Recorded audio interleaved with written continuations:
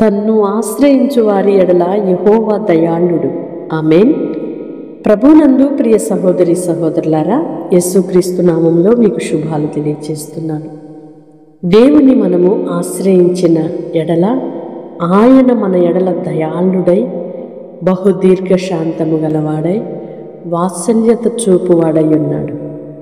మనమే అనేకసార్లు దేవునిని పరిపూర్ణముగా ఆశ్రయించక మన బలాన్ని ఆధారము చేసుకొని మనకున్న ఆధారాలన్నిటినీ ఆశ్రయిస్తూ ఉంటాం.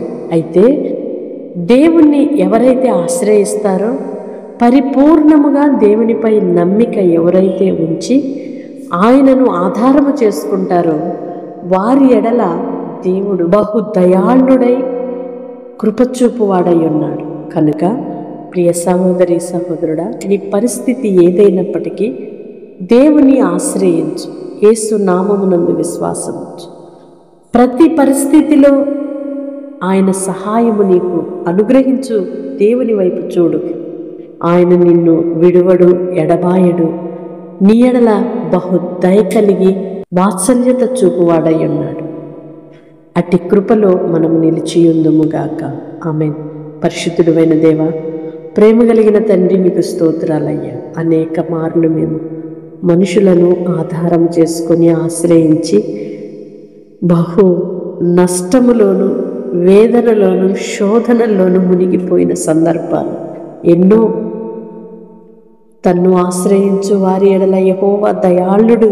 అవునయ్యా, మిమ్మలను ఆశ్రయించిన వారి ఎడల మీరు ఎంత దయచూపు వారై ఉన్నారు, ఎంత కనికరమును, కృపయు, సమాధానమును అనుగ్రహించు దేవుడవై ఉన్నాడు. ప్రతి ఒక్కరూ గ్రహించుదురుగాక. ఇంత గొప్ప ఆశ్రయపురమైన మిమ్ములను విడిచి మేము ఎక్కడికి వెళ్ళగలము?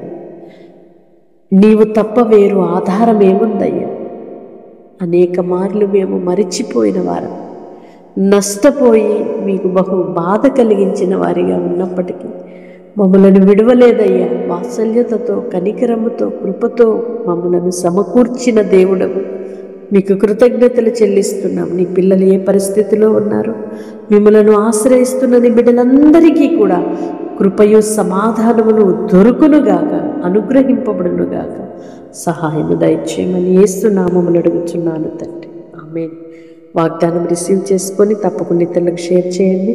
దేవుని ఆశ్రయించండి. ఆయన మీకు బహు దయగలవాడై, ఆయన వాత్సల్యతను చూపువాడై. ఆమేన్.